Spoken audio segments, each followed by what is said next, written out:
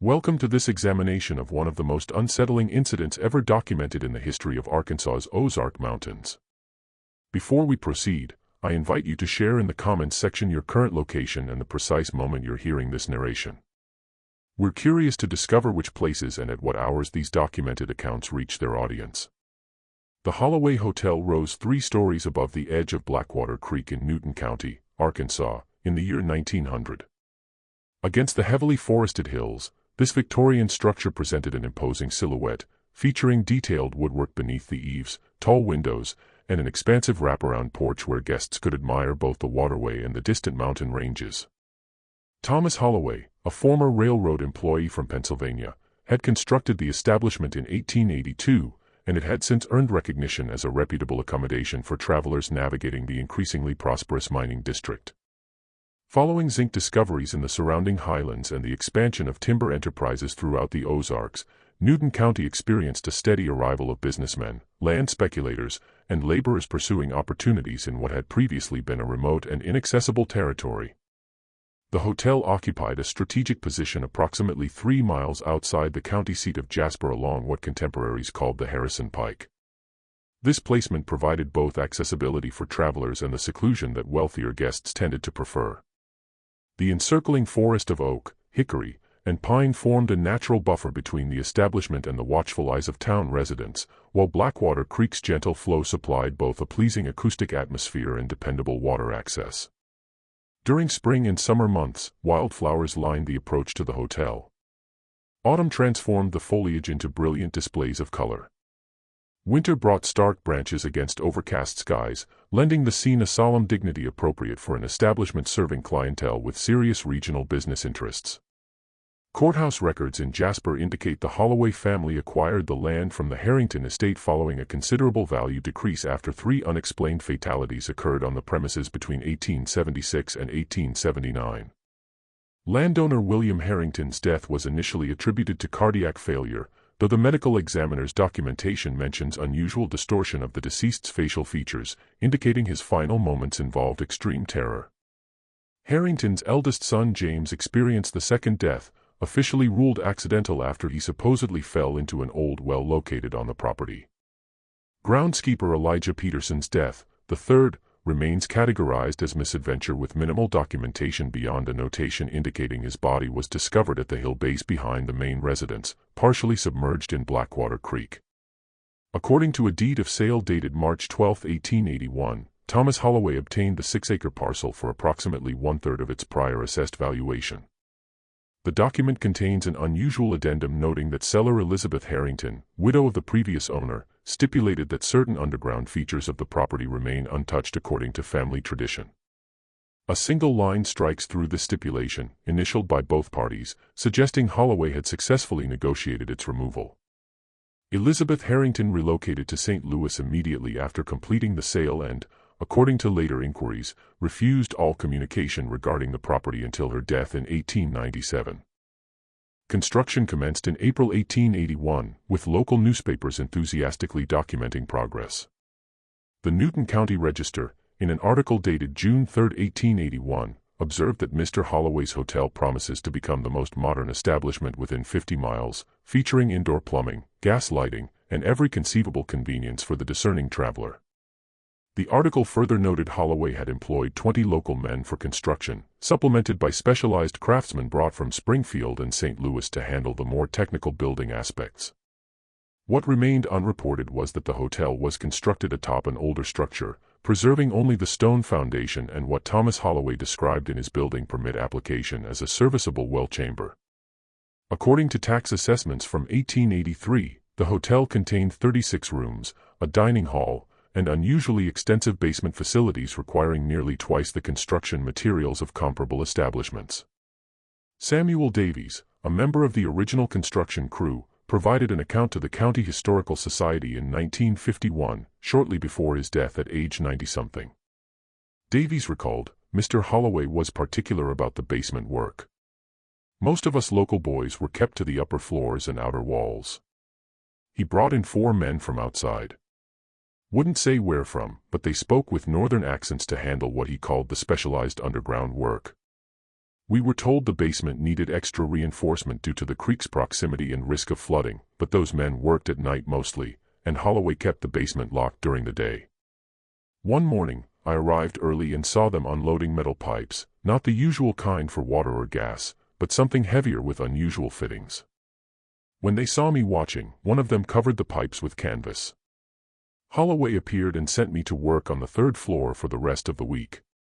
Considerable fanfare accompanied the hotel's opening on January 15, 1882.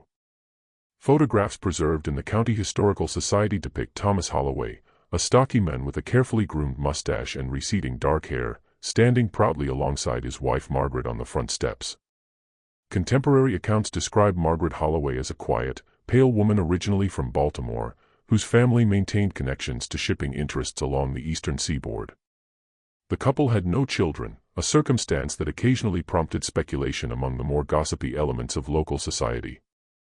The opening celebration drew prominent citizens from throughout the county and representatives from various mining and timber companies with regional interests. The Register characterized the event as the most significant social gathering in recent memory, marking Newton County's continued progress towards civilized amenities comparable to those found in more established regions.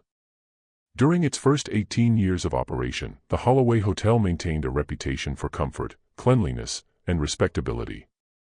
Business records submitted for tax purposes reveal a steady revenue increase throughout the 1880s, with a slight decline during the economic panic of 1893 followed by recovery in subsequent years.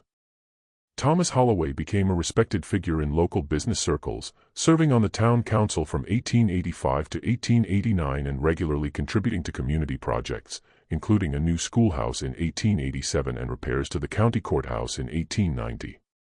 These documents reveal no indication of financial distress or irregularities, though later investigation would uncover that Thomas Holloway maintained a separate set of books presenting a considerably different picture. Personal correspondence discovered among the effects of Joshua Williams, president of First National Bank of Jasper, indicates that by late 1898, Holloway had overextended himself through investments in several speculative mining ventures. A letter from Williams to his brother in Little Rock, dated November 22, 1898, notes, "Thomas Holloway approached me yesterday seeking additional financing for his latest venture in the Buffalo River region. I regret that circumstances required me to decline. His previous 3 attempts at mineral development have proven disappointing, and the bank's directors will not approve further exposure." He did not take the news well, muttering something about alternative arrangements as he departed. I fear his financial situation may be more precarious than is generally known.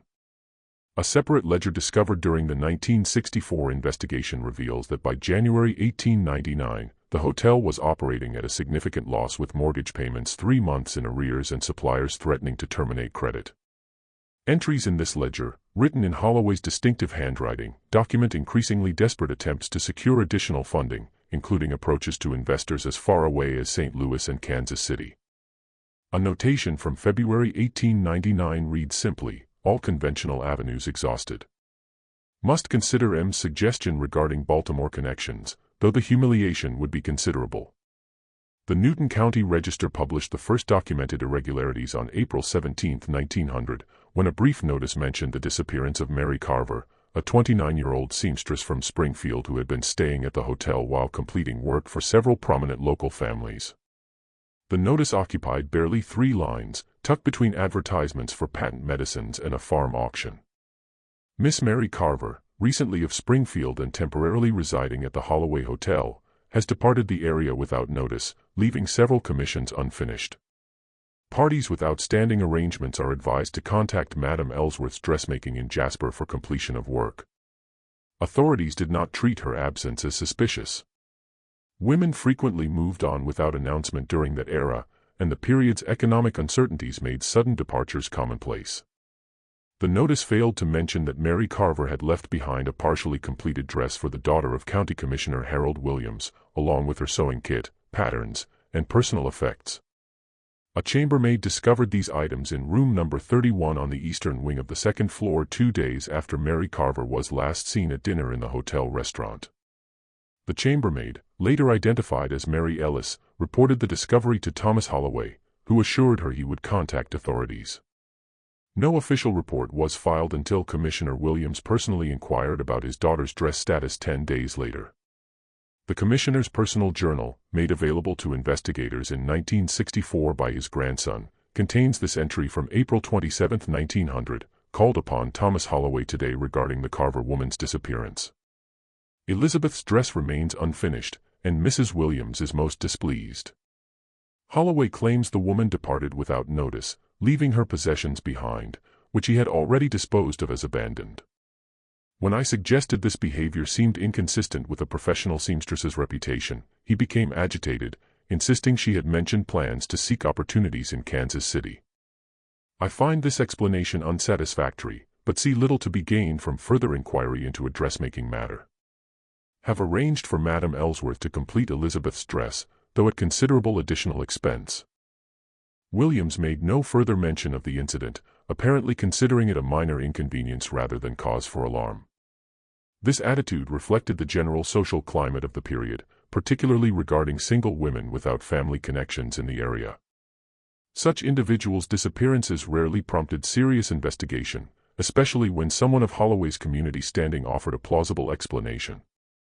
Within 3 months, the Register published another small notice concerning a missing person, James Whitfield, 42, a traveling Bible salesman last seen checking into the hotel on June 29. His horse and sample case remained unclaimed in the hotel stable for nearly a week before the stablemaster brought the matter to the attention of Deputy Sheriff Lionel Hayes. The notice published July 8, 1900, stated only that information is sought regarding the whereabouts of Mr. James Whitfield, representative of the American Bible Society, who may have traveled to Harrison or points beyond. Inquiries may be directed to the office of the sheriff. Local authorities conducted what was described as a cursory inquiry that yielded no results. The hotel register showed Whitfield had been assigned room 27, but when inspected 2 days later, the bed appeared unused. Hayes's initial report, preserved in county records, notes, Mr. Holloway states the gentleman departed before dawn on June 30, leaving his horse and goods to be collected by a colleague expected to arrive from Springfield. No such colleague has appeared. Telegrams to the American Bible Society's regional office in St. Louis confirm Whitfield was in their employ, but provide no explanation for his apparent abandonment of property. Society representatives express concern as this behavior is inconsistent with Whitfield's 12 years of reliable service. They have requested the horse and materials be forwarded to their Springfield office until the matter is resolved. The report concludes with Hayes's observation that while circumstances appear unusual, no evidence of foul play has been discovered. The matter will remain open pending additional information. The horse and Bible samples were indeed shipped to Springfield the following week, effectively ending the official inquiry. Privately, however, Hayes began maintaining separate notes on the incident, particularly after learning Whitfield had been assigned a room in the same wing as Mary Carver. What connects these disappearances is not what was discovered, but what wasn't. No recovered luggage, no personal effects claimed by family, no bodies, just empty rooms with beds appearing barely slept in. According to handwritten notes of Deputy Sheriff Lionel Hayes preserved in county archives, Hayes, a methodical man who had served as deputy for nearly a decade, began taking personal interest in the pattern emerging at the Holloway Hotel. His notes, initially formal and procedural, gradually reveal increasing suspicion. An entry from July 20, 1900 reads, "Revisited the Holloway Hotel today, ostensibly to return papers found in Whitfield's Bible case. Requested to see room 27 again, claiming concern about possible evidence overlooked. Holloway initially refused, stating the room was occupied, but when pressed admitted it was being renovated due to water damage. Observed fresh paint on the floor near the bed." When questioned about the timing of these renovations, Holloway claimed they had been planned for months. No record of such plans in previous inspections. Most curious. By September 1900, the pattern had become impossible to ignore. 3 more guests had vanished, a young married couple from Kansas City named Edward and Lillian Barrow, and a mining investor from Chicago named Samuel Crenshaw. All 3 had signed the hotel register. All 3 had been assigned rooms on the eastern wing of the second floor. None were ever seen again. The Barrows had arrived on August 17, planning to visit family in Harrison before continuing to Texas, where Edward had secured employment with a cattle operation. They were assigned room 29. Crenshaw checked in on September 2, reportedly to assess potential investments in local zinc mining operations. He was given room 31, the same room previously occupied by Mary Carver. The hotel owner, Thomas Holloway, maintained that each guest had simply departed early. He produced receipts showing payment for shortened stays. When questioned about personal belongings, Holloway explained that nothing had been left behind. According to him, every missing person had packed methodically and departed in the early morning hours before the main desk was staffed. Many of our guests prefer an early start, he told Deputy Hayes during a formal interview on September 7, 1900, particularly those with significant distance to cover. We accommodate such preferences by preparing cold breakfast baskets upon request and unlocking the side entrance for departure before dawn. Hayes's notes from October 3, 1900 indicate a change in tone. Mr. Holloway's explanations grow less convincing with each incident. There is something in his manner, a tightness around the eyes when questioned, that suggests concealment rather than confusion. Today I inquired about the Barrows specifically, noting that their family in Harrison still awaits their arrival 2 months hence. Holloway claimed they had mentioned a change of plans, deciding to visit Hot Springs before continuing to Harrison. When pressed on how a young couple of apparently modest means would afford such a detour, he became visibly agitated, suggesting I direct my inquiries to the stage office for confirmation of their departure. The stage office has no record of the Barrows as passengers. Hayes continues, most concerning is the pattern emerging regarding room assignments. Each missing guest was housed in the eastern wing, specifically rooms 27, 29, or 31. When I requested to inspect these rooms today, Holloway claimed all 3 were occupied by a hunting party from Springfield. I observed the registration book showed only 2 entries for the current date, neither from Springfield. Upon noting this discrepancy, Holloway claimed the 3rd hunter had not yet arrived, but was expected on the evening stage. I remained in town until the stage arrived at 7:15 p.m. No passengers disembarked for the Holloway Hotel. The most compelling document from this period is a letter dated October 9, 1900, sent by Mary Ellis, the chambermaid at the hotel, to her sister in Joplin. The letter, discovered during renovation of a Joplin home in 1963, contains this passage: I cannot sleep well anymore. The noises from below are constant now. Mr. Holloway says it's just the pipes and the settling of the foundation, but pipes don't make sounds like that. Pipes don't sound like scratching, and pipes certainly don't make sounds that almost, but not quite, resemble words. Mrs. Holloway seems nearly as troubled as I am. I've seen her standing at the basement door listening, her face white as laundered sheets. Last Tuesday, after everyone had gone to bed, I followed Mr. Holloway when he thought no one was watching. He carried a tray with food down to the old cellar, the one guests never see. He locked the door behind him and was gone nearly an hour. When he returned, the tray was empty, but his sleeves were wet to the elbows. I gave my notice the next morning.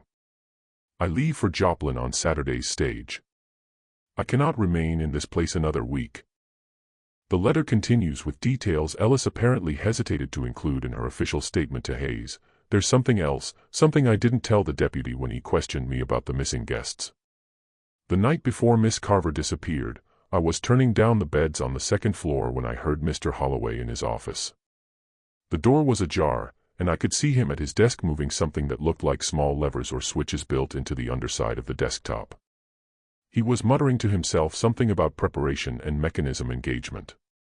When he noticed me in the hallway, he slammed the desk drawer and demanded to know why I was on that floor after hours.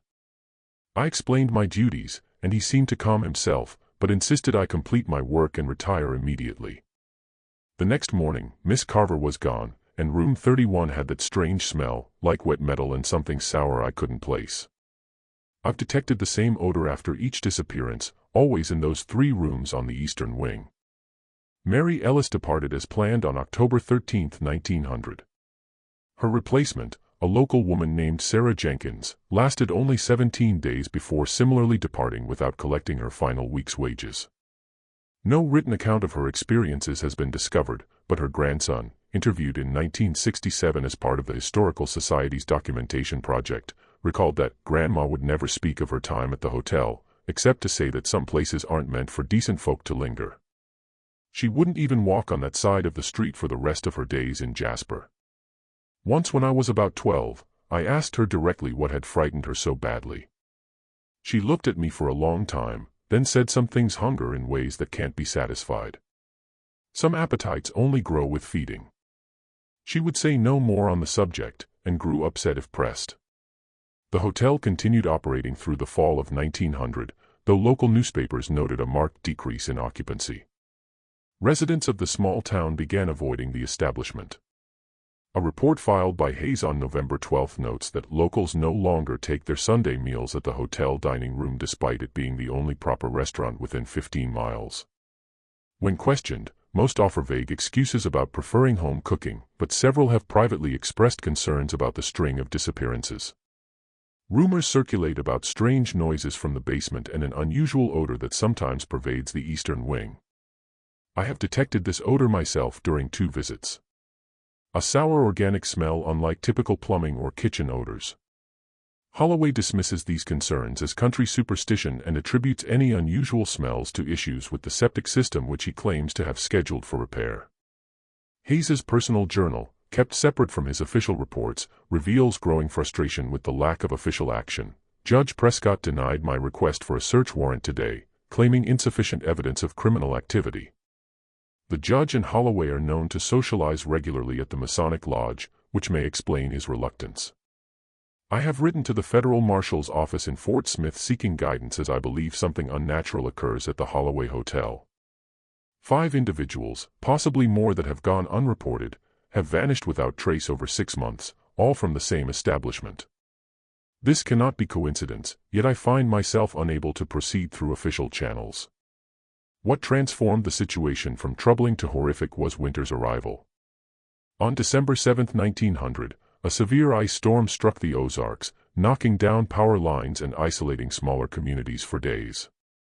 Trees heavy with ice crashed across roads, making travel impossible. Temperatures plummeted to record lows with meteorological records from the period indicating overnight readings of 15 degrees below 0 Fahrenheit. The Holloway Hotel with its own generator became a refuge for stranded travelers. County records indicate 17 people checked in during the storm, including a family of 4 from Eureka Springs, 3 salesmen from St. Louis, a retired schoolteacher from Fayetteville, 2 sisters traveling to visit relatives in Harrison, and several others whose identities were recorded only by initials in the hotel register. Weather records show the temperature remained below freezing for 11 consecutive days. The Eureka Springs Gazette later published an inquiry about the Thornton family, Edward and Martha, with children Samuel aged 9 and Emma aged 7, who had departed for Harrison on December 5 and were expected to arrive for Christmas with Martha's parents. The notice dated December 28, 1900 reads, "Information sought regarding the whereabouts of the Edward Thornton family who departed Eureka Springs on December 5 en route to Harrison." The family would have been traveling by private carriage and may have sought shelter during the recent severe weather. Any persons with knowledge of their movements are requested to contact the Gazette office or Sheriff Thomas in Harrison. No response to this inquiry was ever published. When the roads finally cleared on December 19, only Thomas Holloway and his wife Margaret remained at the hotel. According to their statement to authorities, all guests had departed as soon as travel became possible again. No one in town reported seeing any travelers leave. The stagecoach service had no record of additional passengers. The nearest train station reported no unusual increase in ticket sales. When Deputy Hayes inquired about the family from Eureka Springs, the Thorntons consisting of parents and 2 children aged 7 and 9, Holloway produced a register entry showing they had stayed only 3 nights instead of the 11 days of the storm. Hayes noted in his personal journal, later recovered from his effects, that no family, particularly one with small children, could have departed into weather still hovering near 0 degrees with roads largely impassable. The explanation defies both logic and human capability. Hayes's journal entry from December 21 reveals his mounting concern. "I visited the hotel again today, ostensibly to inquire after mail delivery that may have been delayed by the storm. The atmosphere has changed perceptibly. Margaret Holloway, always reserved, now appears actively frightened. Her hands trembled as she served tea, and she started violently at a sound from the basement, a dull thud, followed by what might have been scraping. Thomas explained it as ice falling from the roof onto the cellar doors, though the temperature has not risen above freezing for days. Most disturbing was their reaction when I inquired about the Thornton children specifically, asking if they had seemed well when they departed. Margaret dropped her teacup, shattering it on the floor, while Thomas's face flushed dark red. He insisted all guests had departed in good health, then cut our meeting short, claiming urgent business in the kitchen. The entry continues. Before leaving, I contrived to speak briefly with the cook, Mrs. Abernathy, who has worked at the hotel since its opening. She appeared nervous and refused to meet my gaze, but when I mentioned the strange sounds, she whispered, "It's hungry now, more than before." When I asked what she meant, she looked toward the kitchen door to ensure we were alone, then said, "The well beneath. It's always been there, but he's fed it too much. It wants more now. Always more." She would say nothing further and hurried away when Thomas re-entered the room. Deputy Hayes, increasingly suspicious, attempted to obtain a warrant to search the premises in detail. His request, preserved in county archives, contains this passage: "I believe there is sufficient cause to conduct a thorough examination of all rooms, storage areas, and especially the basement facilities of the Holloway Hotel." The pattern of disappearances coinciding with residency at this establishment cannot be dismissed as coincidence. Of particular concern is the apparent impossibility of 17 individuals departing the area without detection during or immediately following the recent storm. I formally request authorization to examine all portions of the property with specific attention to areas not normally accessible to guests or the general public. The warrant was denied by Judge William Prescott, whose records later revealed had received a substantial loan from Thomas Holloway 3 months earlier to cover gambling debts incurred during a private card game in Fort Smith. A note in the judge's personal ledger discovered during a later unrelated investigation into judicial misconduct records a payment of $750 from Holloway on September 12, 1900 with the notation, "Private arrangement terms as discussed." Hayes was reassigned to another district the following week, transferred to the remote western edge of the county, where his duties primarily involved settling disputes between isolated homesteaders. His personal journal reveals frustration. The transfer comes as no surprise, though the speed of execution suggests powerful interference. Prescott's involvement is obvious to anyone with eyes to see. "I have written to the county prosecutor directly, bypassing local channels, but expect little result. Something unnatural occurs at the hotel, and those with authority to investigate have been rendered either blind or complicit." The prosecutor, Andrew Morton, did respond to Hayes's letter, though not in the manner hoped. A brief note dated January 7, 1901, advises Hayes to focus on your new duties and leave the hotel matter to those positioned to address it properly. Continued unofficial investigation exceeds your authority and may result in more permanent reassignment. The matter is closed. Morton's personal connections to Judge Prescott were well established. They had been law partners before Prescott's appointment to the bench and maintained both social and financial ties. The hotel continued operating through the winter and into the spring of 1901, though with significantly reduced occupancy. Local residents avoided the establishment entirely, and travelers passing through increasingly opted for simpler accommodations at boarding houses or campsites rather than the once prestigious hotel. Thomas Holloway was observed making frequent trips to Eureka Springs and Harrison, reportedly seeking financing for renovations and expansion. Bank records from the period indicate these efforts were unsuccessful.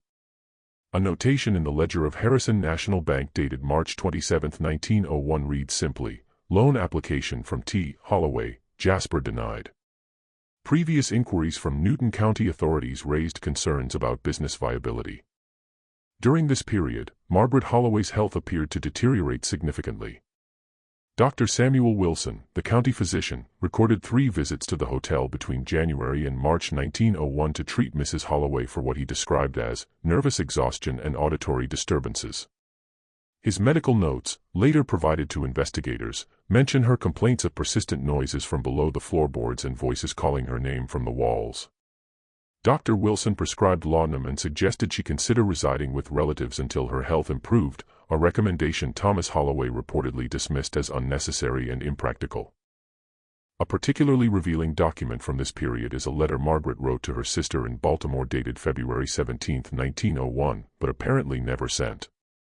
The letter was discovered in a drawer of her writing desk when the hotel contents were inventoried following the fire. In it, she writes, "I can bear this no longer, Elizabeth. The things Thomas has done in the name of financial salvation have damned us both. The noises never stop now. Scratching, whispering, sometimes what sounds like children crying. He says it's my imagination, but I've seen his face when the sounds grow louder. He knows. He feeds it still, though he promised after December he would stop. Last week, a mineral surveyor passed through and Thomas directed him to room 27. I pleaded illness and remained in our quarters with the door locked. But the sounds that night, I cannot describe them. The surveyor was gone in the morning, his horse still in the stable. Thomas sold it 3 days later to a trader from Harrison. I have begun taking twice the laudanum dose Dr. Wilson prescribed. It is the only way I can sleep, though even then the dreams are filled with scratching sounds and voices calling from deep wet places." Then on April 3, 1901, a fire broke out in the eastern wing. According to the Newton County Register's account published April 5, the blaze was discovered shortly after midnight by a passing freight wagon driver who observed flames from the second-floor windows. By the time volunteer firefighters arrived, the blaze had consumed most of the second floor. The article notes that Mr. and Mrs. Holloway escaped unharmed, having been awakened by the smoke. No guests were registered at the time, a fortunate circumstance that prevented potential tragedy.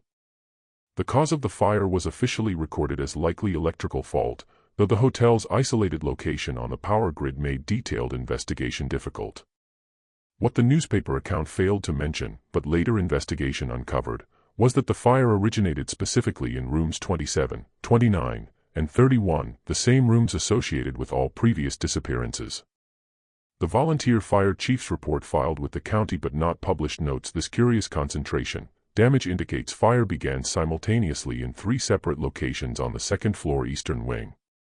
Such a pattern is inconsistent with electrical fire which typically spreads from a single point of origin. Evidence suggests accelerant may have been employed, though the extensive damage prevents definitive determination. Insurance records from Continental Assurance Company discovered during a corporate archive digitization project in 1967 revealed that Thomas Holloway had increased his policy coverage by 300% just 6 weeks before the fire. The claim was initially denied based on suspicion of arson, but later settled for 60% of the requested amount after intervention by Judge Prescott, who wrote personally to the insurance company's regional director. The letter preserved in Continental's file cites Holloway's exemplary character and significant contributions to local development as reasons to resolve the claim favorably despite minor irregularities in the timing of policy adjustments. Rather than rebuild, the Holloways sold the damaged property to a distant cousin, Elias Holloway, who had recently arrived from Baltimore. The sale recorded on May 17, 1901 transferred the property for a nominal sum with several unusual conditions, including a stipulation that the existing foundation and basement structures remain undisturbed and that no excavation exceed a depth of 6 feet without prior written approval from the seller. Thomas and Margaret relocated to Denver where they purchased a significantly larger hotel near the city center using funds from the insurance settlement. No charges were ever filed against them in connection with the disappearances or the fire. A telegram sent by Thomas to Elias on June 2, 1901, preserved in the younger Holloway's effects and discovered during the 1964 investigation, contains a cryptic warning: basement remains sealed as agreed. Do not attempt access under any circumstance. Previous unfortunate events resulted from exploration below ground level. Maintain distance from eastern foundation area. Particularly disregard local superstition, but observe practical caution regarding original structure. Here the narrative might have ended. Another frontier mystery unsolved but eventually forgotten as the 20th century brought new concerns and developments to the Ozarks. But in 1937, during the height of the Depression, Elias Holloway's son Frederick decided to renovate the remaining structure to create affordable housing for workers employed by the newly established Civilian Conservation Corps camps in the area.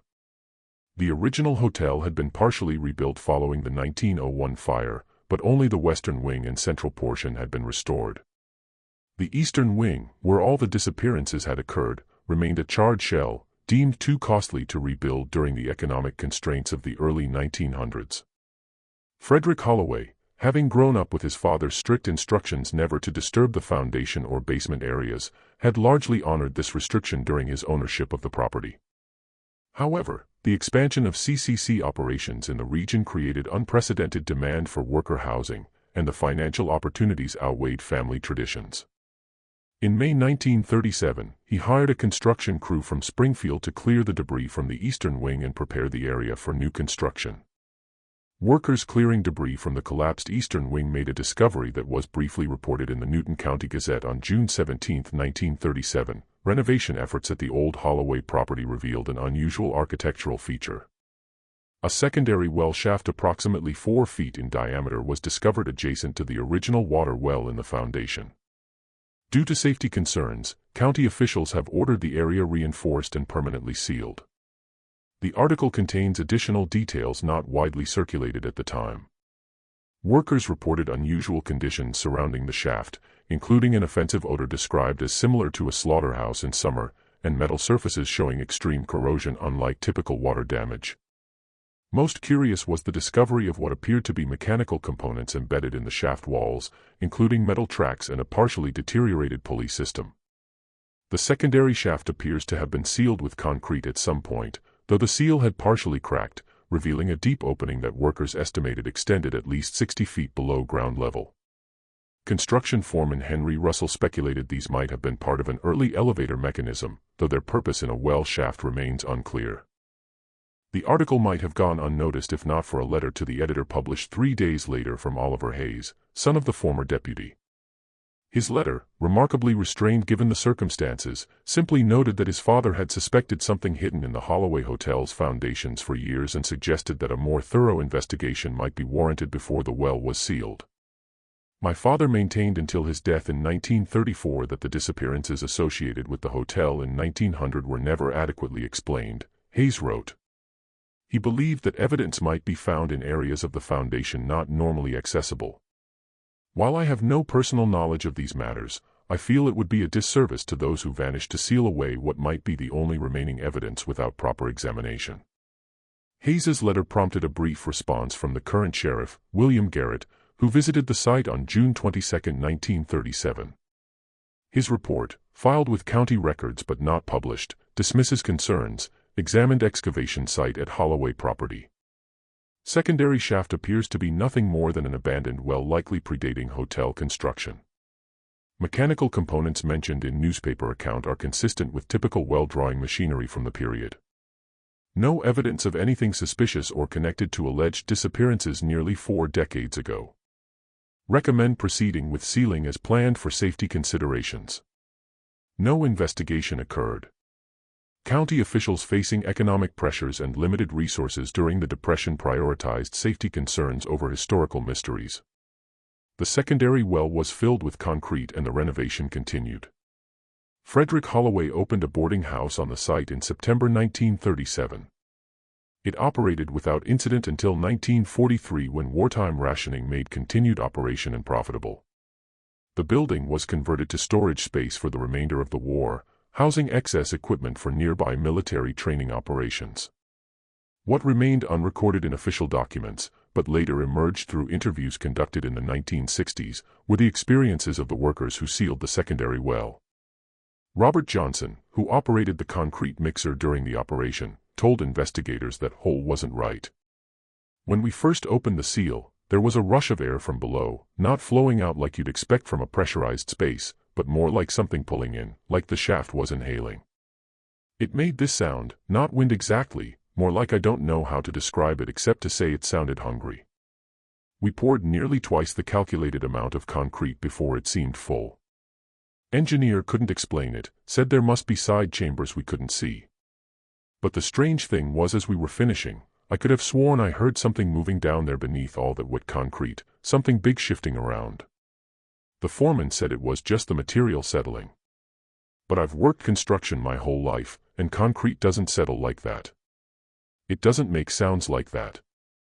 The property changed hands several times over the subsequent decades, serving variously as a hardware store, a church meeting hall, and finally by the late 1950s, standing vacant and increasingly derelict. Local children developed elaborate dares involving spending nights in the haunted hotel, though no formal records exist of paranormal incidents during this period. A series of interviews conducted by the Ozark Folklore Society in 1959 with longtime residents yielded only vague references to bad feelings and unhealthy air associated with the property. One account provided by retired teacher Eleanor Mitchell stands out. "I taught at the county school from 1938 to 1956, and I recall several children from families who lived in the Holloway boarding house during the late 30s. They would come to school exhausted, claiming they couldn't sleep because of noises in the walls. One child, a bright girl named Susan Collins, brought in a drawing for an art project that disturbed me so much I kept it.